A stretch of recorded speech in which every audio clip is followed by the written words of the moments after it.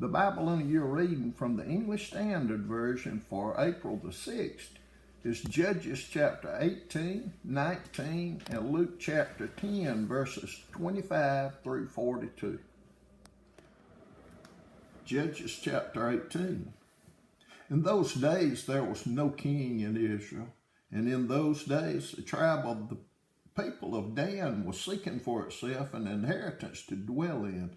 For until then, no inheritance among the tribes of Israel had fallen to them. So the people of Dan sent 5 able men from the whole number of their tribe, from Zorah and from Eshtaol, to spy out the land and to explore it. And they said to them, "Go and explore the land." And they came to the hill country of Ephraim, to the house of Micah, and lodged there. When they were by the house of Micah, they recognized the voice of the young Levite, and they turned aside and said to him, "Who brought you here? What are you doing in this place? What is your business here?"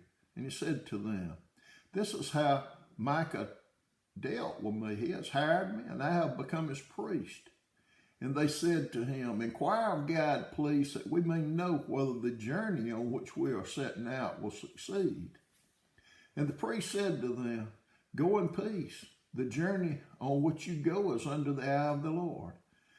Then the 5 men departed and came to Laish, and saw the people who were there, how they lived in security, after the manner of the Sidonians, quiet and unsuspecting, lacking nothing, that is, in the earth, and possessing wealth, and how they were far from the Sidonians, and had no dealings with anyone. And they came to their brothers at Zorah and Eshtaol. Their brothers said to them, "What do you report?" They said, "Arise and let us go up against them, for we have seen the land, and behold, it is very good. And will you do nothing? Do not be slow to go to enter in and possess the land. As soon as you go, you will come to an unsuspecting people. The land is spacious, for God has given it into your hands, a place where there is no lack of anything that is in the earth." So 600 men of the tribe of Dan, armed with weapons of war, set out from Zorah and Eshtaol, and went up and encamped at Kiriath Jearim in Judah. On this account, that place is called Mahanaim Dan to this day. Behold, it is west of Kiriath Jearim. And they passed on from there to the hill country of Ephraim, and came to the house of Micah. Then the 5 men who had gone to scout out the country of Laish said to their brothers, "Do you know that in these houses there are an ephod, household gods, a carved image, and a metal image? Now therefore consider what you will do." And they turned aside there and came to the house of the young Levite at the home of Micah, and asked him about his welfare. Now the 600 men of the Danites, armed with their weapons of war, stood by the entrance of the gate. And the 5 men who had gone to scout out the land went up and entered, and took the carved image, the ephod, and the household gods, and the metal image, while the priest stood by the entrance of the gate with the 600 men armed with weapons of war. And when these went into Micah's house and took the carved image, the ephod, the household gods, and the metal image, the priest said to them, "What are you doing?" And they said to him, "Keep quiet, put your hand on your mouth, and come with us, and be to us a father and a priest. Is it better for you to be priest to the house of one man, or to be priest to a tribe and clan in Israel?" And the priest's heart was glad. He took the ephod and the household gods and the carved image, and went along with the people. So they turned and departed, putting the little ones and the livestock and the goods in front of them. When they had gone a distance from the home of Micah, the men who were in the houses near Micah's house were called out, and they overtook the people of Dan.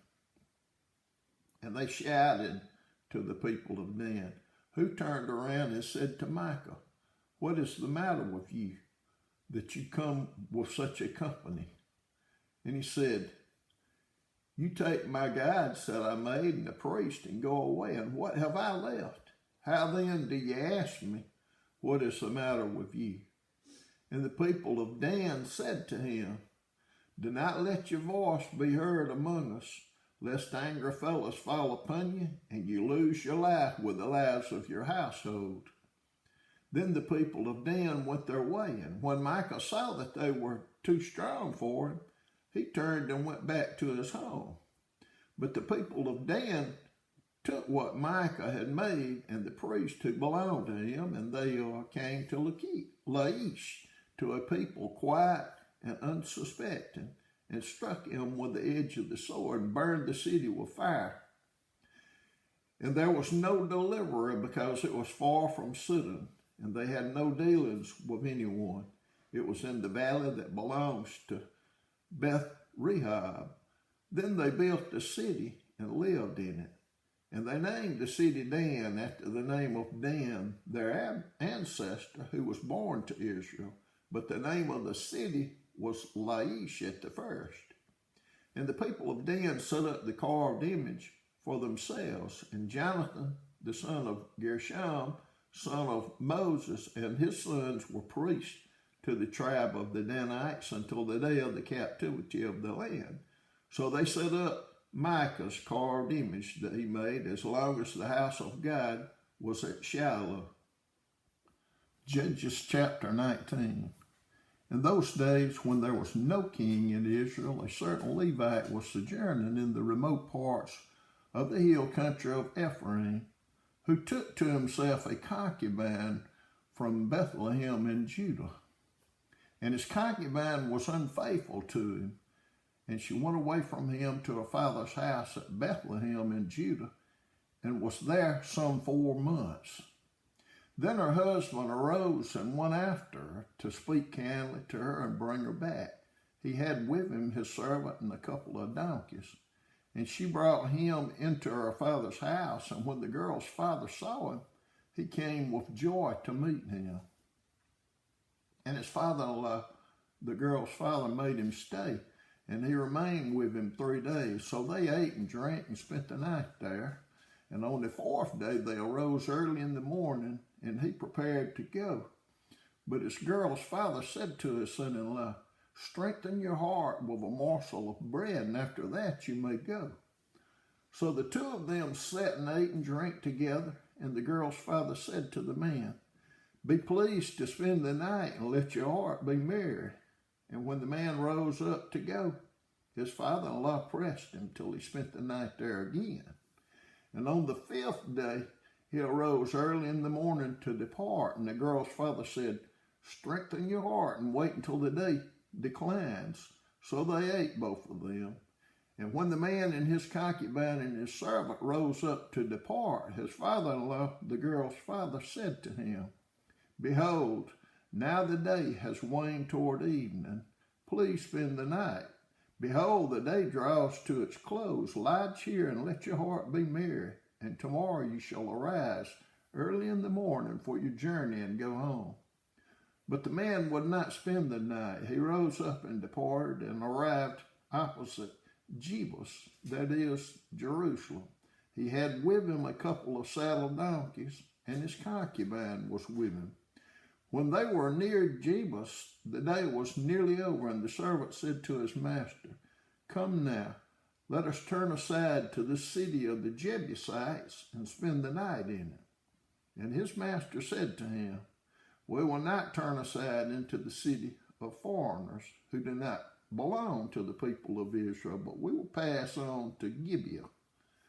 And he said to his young man, come and let us draw near to one of these places and spend the night at Gibeah or at Ramah. So they passed on and went their way, and the sun went down on them near Gibeah, which belongs to Benjamin. And they turned aside there to go in and spend the night at Gibeah. And he went in and sat down in the open square of the city, for no one took them into his house to spend the night. And behold, an old man was coming from his work in the field at evening. The man was from the hill country of Ephraim, and he was sojourning in Gibeah. The men of the place were Benjamites. And he lifted up his eyes and saw the traveler in the open square of the city. And the old man said, Where are you going? And where do you come from?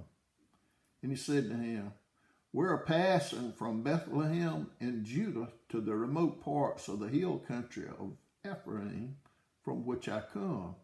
I went to Bethlehem in Judah, and I am going to the house of the Lord, but no one has taken me into his house. We have straw and feed for our donkeys, with bread and wine for me and your female servant and the young man with your servants. There's no lack of anything. And the old man said, Peace be to you. I will care for all your wants, only do not spend the night in the square. So he brought him into his house and gave the donkeys feed. And they washed their feet and ate and drank. As they were making their hearts merry, behold, the men of the city, worthless fellows, surrounded the house, beating on the door. And they said to the old man, the master of the house, Bring out the man who came into your house, that we may know him. And the man, the master of the house, went out to them and said to them, No, my brothers, do not act so wickedly. Since this man is come into my house, do not do this vile thing. Behold, here are my virgin daughter and his concubine. Let me bring them out now, violate them, and do with them what seems good to you. But against this man do not do this outrageous thing. But the men would not listen to him. So the man seized his concubine and made her go out to them. And they knew her and abused her all night long until the morning.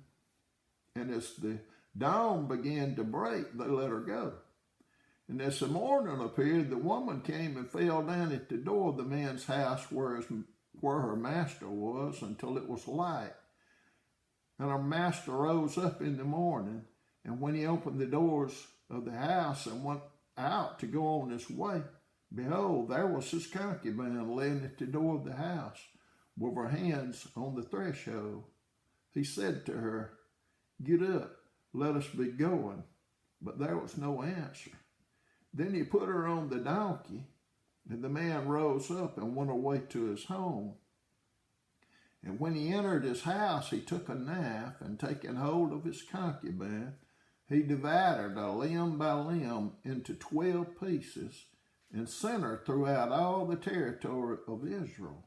And all who saw it said, Such a thing has never happened or been seen from the day that the people of Israel came up out of the land of Egypt until this day. Consider it, take counsel, and speak.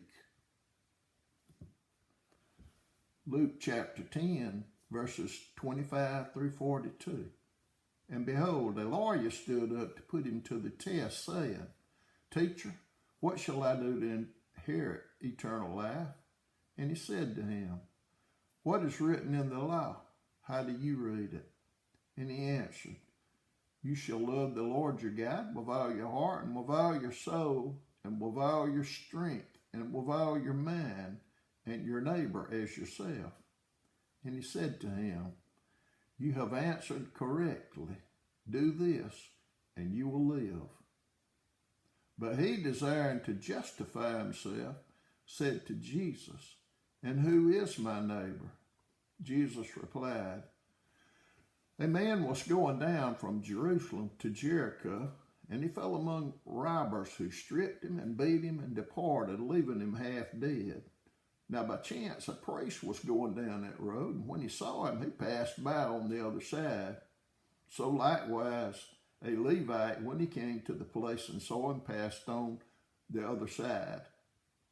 But a Samaritan, as he journeyed, came to where he was, and when he saw him, he had compassion. He went to him and bound up his wounds, pouring on oil and wine. Then he set him on his own animal and brought him to an inn and took care of him. And the next day he took out 2 denarii and gave them to the innkeeper, saying, Take care of him, and whatever more you spend, I will repay you when I come back. Which of these 3 do you think proved to be a neighbor to the man who fell among the robbers? He said, The one who showed him mercy. And Jesus said to him, You go and do likewise." Now, as they went on their way, Jesus entered a village, and a woman named Martha welcomed him into her house. And she had a sister called Mary who sat at the Lord's feet and listened to his teaching. But Martha was distracted with much serving, and she went up to him and said, "Lord, do you not care that my sister has left me to serve alone? Tell her then to help me." But the Lord answered her, "Martha, Martha, you are anxious and troubled about many things, but one thing is necessary. Mary has chosen the good portion, which will not be taken away from her."